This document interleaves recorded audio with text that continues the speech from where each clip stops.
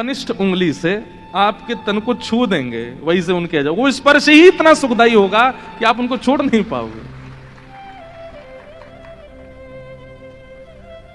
किशोरी जी कह रही हैं, अरे मैं अपने आपे तो बाहर जा रही हूं, ये सखी कैसी है, या कि स्वर कितने सुंदर। ठाकुर जी खड़े खड़े बोले, अरे श्यामाजू मुंह को इतनी देर है गई खड़े खड़े, आप मेरो न्याय करोगी कि नहीं करोगी।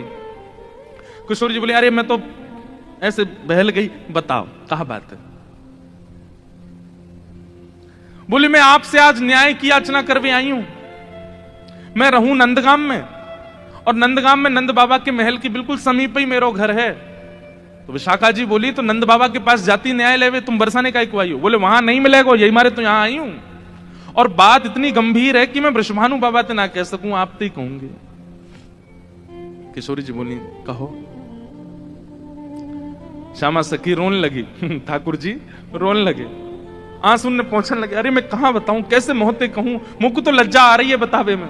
श्री जी बोली, ऐसे मत करो, बताओ बताओ कहा बात है।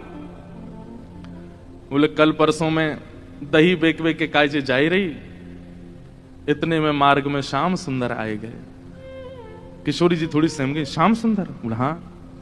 अरे तुमने उनको बड़ी प्रशंसा सुनी है, उनकी बड़ी महिमा सुनी है, पर तुम उनके अंदर की नहीं जानो हैं, उनमें वो आकर्षण क्यों नहीं बन पाता। किसी की निंदा नहीं है, सारे रूप अपनी जगह व्यवस्थित हैं, पूजने के अधिकारी, वंदन के अधिकारी, पर जो आकर्षण श्री कृष्ण में है वो सारे रूपों में क्यों नहीं है।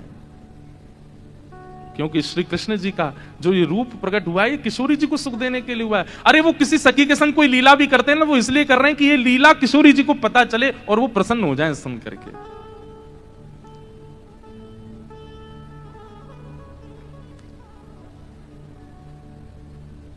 मेरे सामने एक शब्द नहीं बोली उनके बारे में।